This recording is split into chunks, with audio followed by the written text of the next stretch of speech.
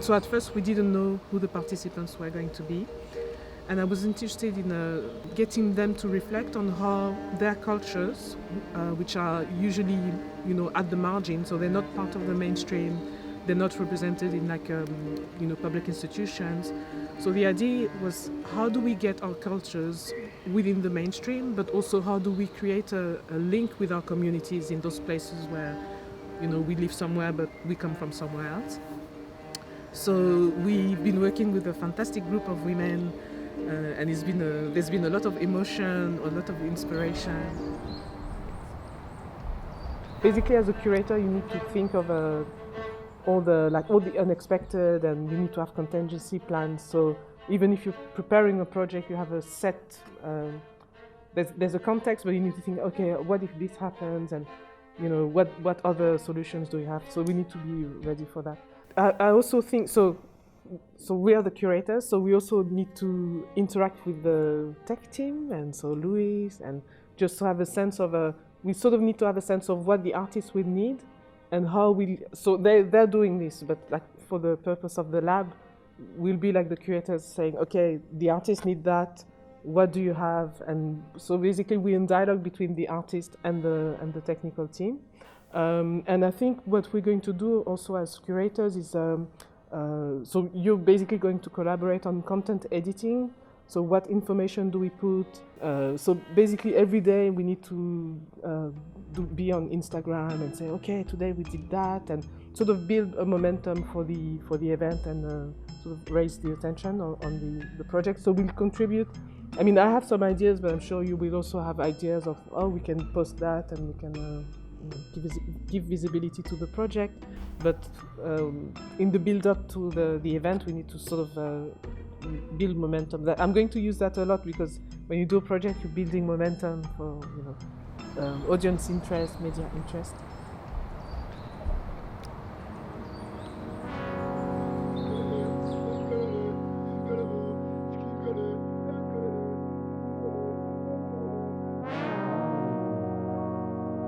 I'm Christine Eyene, and I'm leading the Curating Lab here at Musica in Klankenbos in Belgium.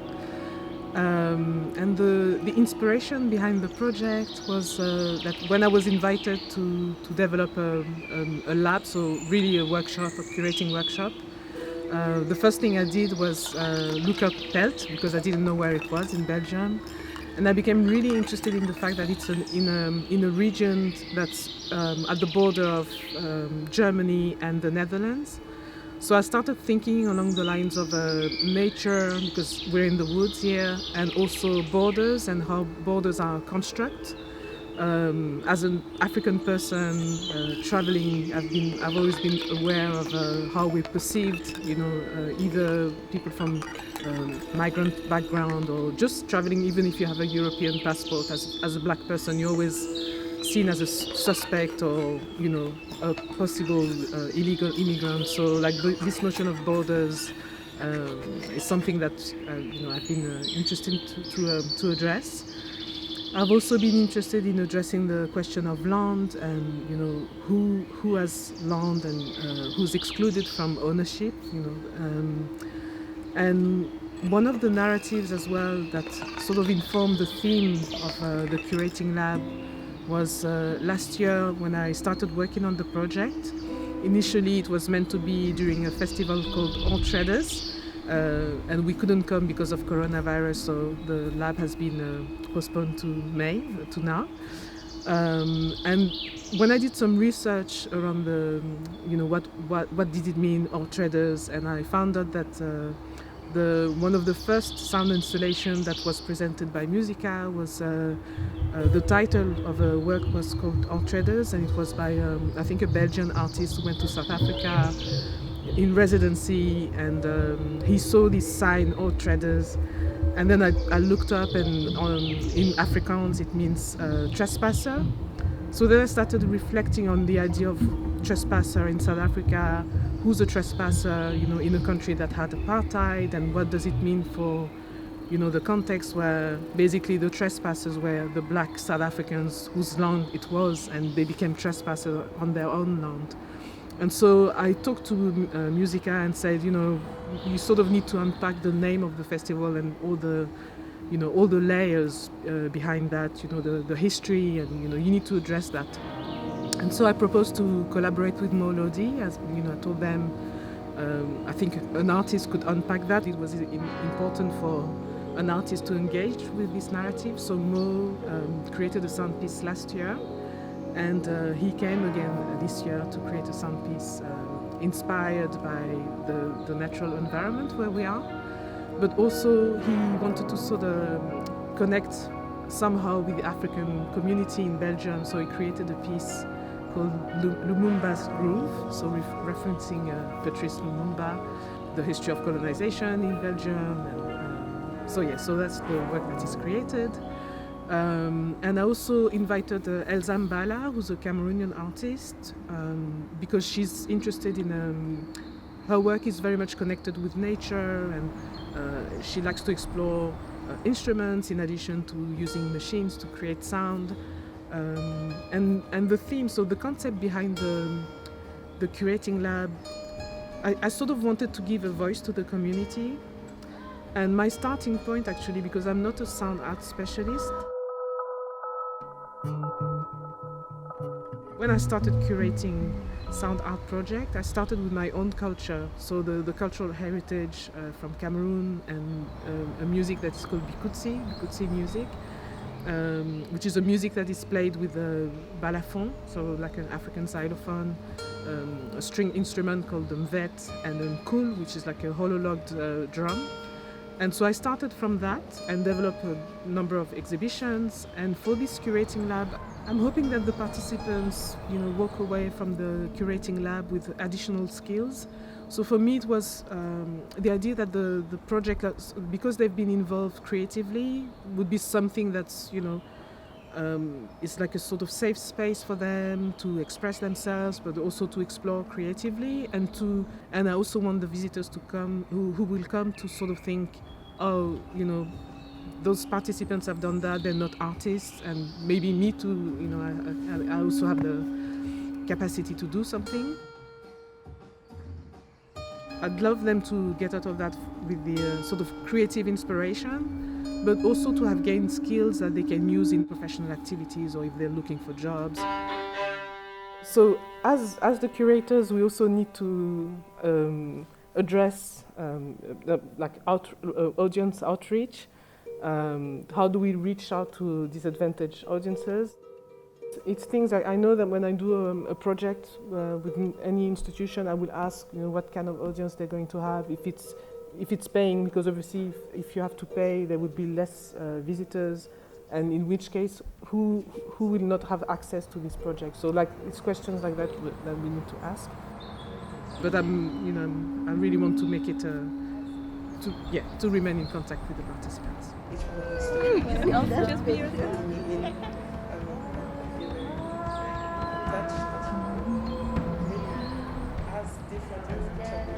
I'm Elsa M'bala. I am a sound artist based in Berlin, born in Cameroon. I was introduced to music through my guitar. I'm a guitar player, singer-songwriter. 7 years I've been more into electronic music and graphic score. So I design graphic score also as a way to de-westernize music theory and to just expand the understanding that we have of sound and musicality.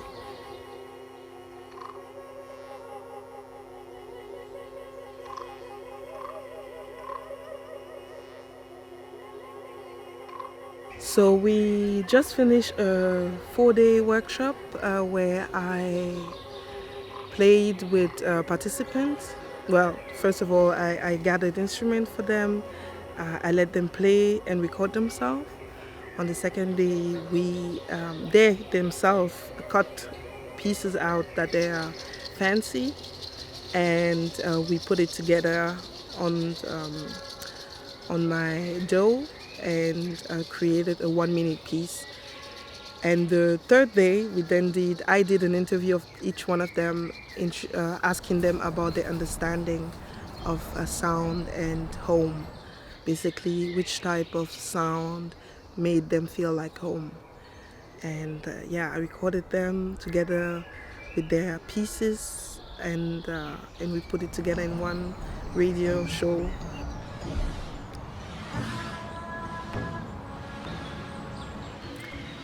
Hi, I'm Lisbeth Lebeta from Belgium. I'm born here in the area.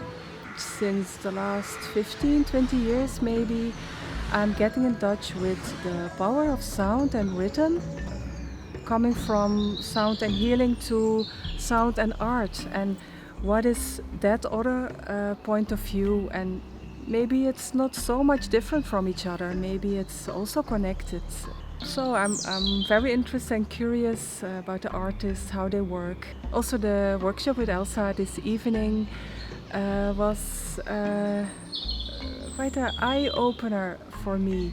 With some instruments what we don't really know, and we feel attracted to making sounds and how the sounds are making a story. I'm curious how it's going to end up mixed with all the other participants, and how it can be like something. What I find out in all these years is that rhythm and music gives you a kind of freedom. And freedom what a lot of people don't have. People, like I'm working in a hospital, and there you have to follow your program. You're sometimes also locked in your body with your handicaps, and you have to break out, and sometimes rhythm and sound can help you to move on, to find your inspiration, your motivation. And that is, especially here in the nature, you can feel it even more. That's what freedom means. Mateo. Hola, mi nombre es Irandi y vengo de México. Vine a Bélgica a formar una familia. Y mi primer año fuera de mi país nació mi hijo, lo que me trajo todo otro panorama. Inicialmente yo estaba pensando centrarme en aprender el idioma e integrarme rápidamente, pero con mi hijo y con el corona, pues he estado en cuarentena por muy largo tiempo. Cuando me contaron de este workshop,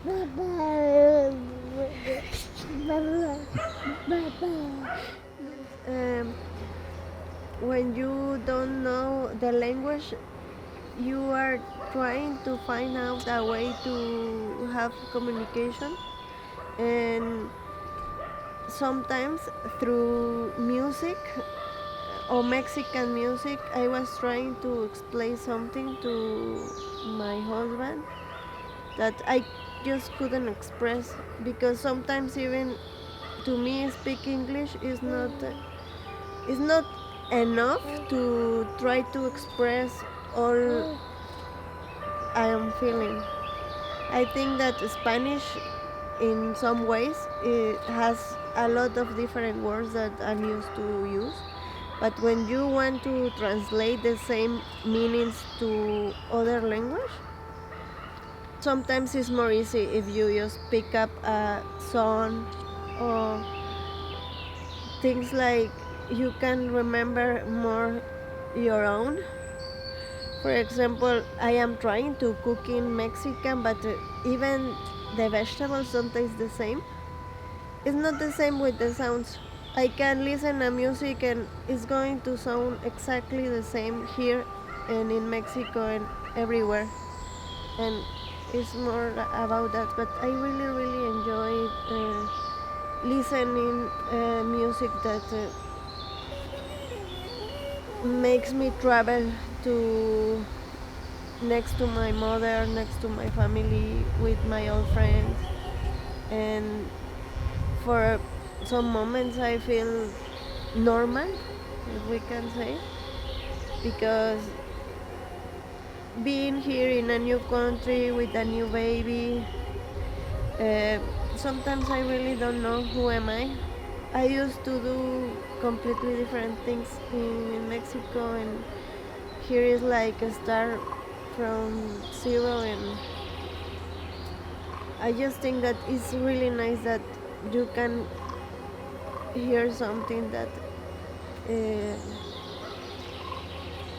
makes you connect to yourself again.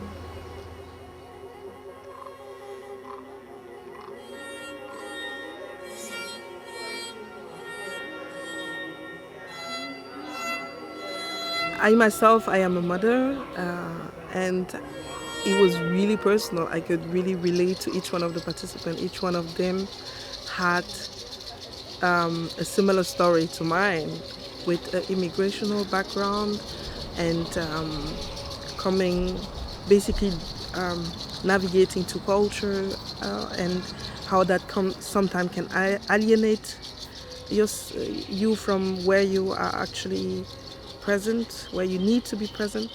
So basically having the mind in one place and the body in another. So for me, sound was definitely a tool to heal, to reconnect with that part of myself that felt like she doesn't belong, and to basically give her the tools to reconstruct herself. And especially now being a mother, I also see how important, and I understand how important it is for each human being to feel like that they belong to themselves first. And I think music is a beautiful tool to do that, to create a home within.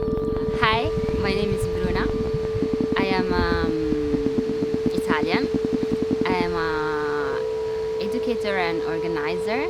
Since 1 year and a half, I'm based in Rotterdam, where I'm attending a master in education in arts.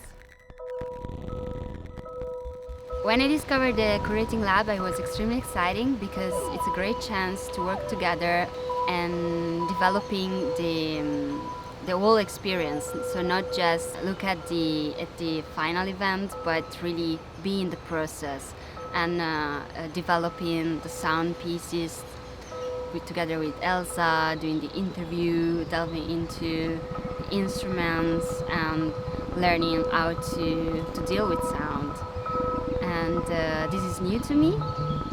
And on top of it, there are all the collective work that is made and the time that we spend together in this special place, this amazing forest full of sound installation, and there's space to getting to know each other and to delve into our practice in a more deepened way.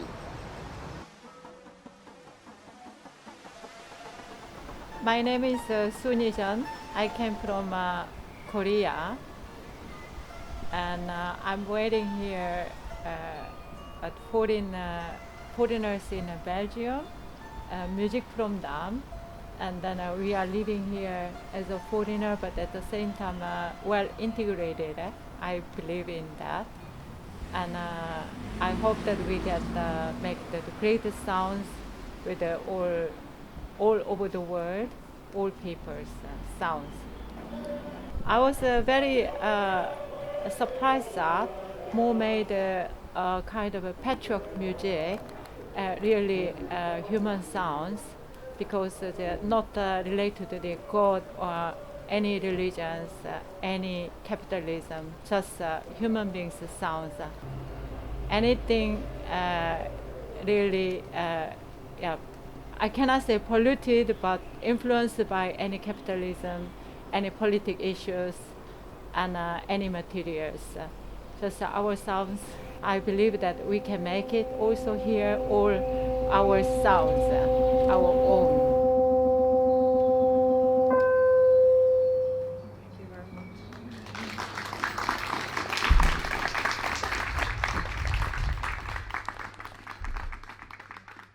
So I call the sound piece Motoke Motokabat, which means I am who I am because of other people, which comes from in every part of South Africa. There's an interpretation of Ubuntu. What Ubuntu is like the hospitality, the humanity, the caring for each culture. And then there's even now a critique of, is it is that really true of what Ubuntu is? Because some people feel that Ubuntu was used as a tool at the end of apartheid by Desmond Tutu so that there's no upheaval within the society, the post-apartheid transitionalism, or thinking of what the future is. So there had to be this healing moment. So it became popularized, but at the same time, there's a feeling that there hasn't been so much healing, so much dealing with the traumas and the issues that were happening within South Africa. There was a Truth and Reconciliation Commission, but at the same time, the land is still with the same people that had owned it during apartheid. South Africa is the biggest chrome exporter in the world, but where the chrome comes from, people are still poor. And then in Congo, there's so many resources. All around Africa, there's so many resources, but then the people that live around where those resources come from, they are still poor. But then the companies all around the world where those materials get refined, they are rich. Like, we know of Swiss chocolate or Belgian chocolate, but then the cocoa growers in Cameroon, they're still poor.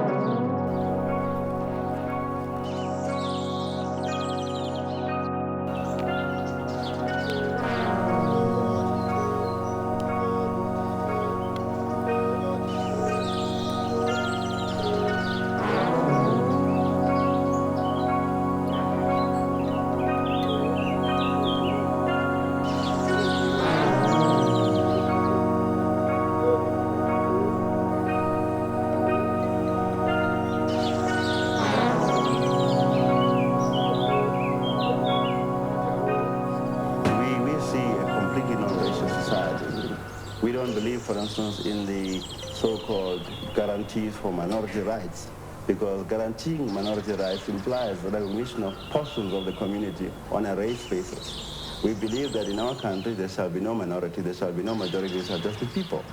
And those people will have the same status before the law, and they will have the same political rights before the law.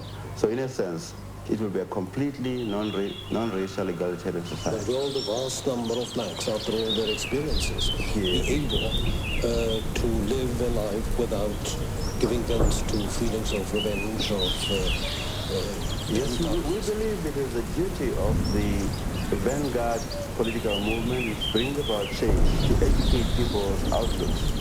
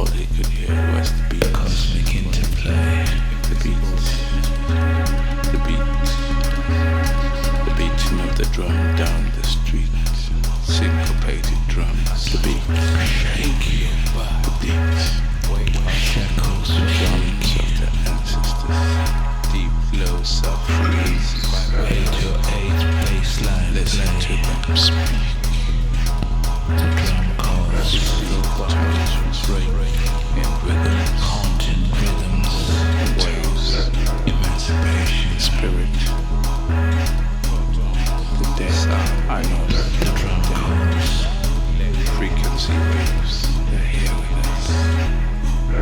Decolonize the dance floor. Decolonize the dance floor. Decolonize the dance floor. Decolonize the dance floor. Decolonize the dance floor. Decolonize the dance floor. During lockdown, I found it quite difficult to get out. So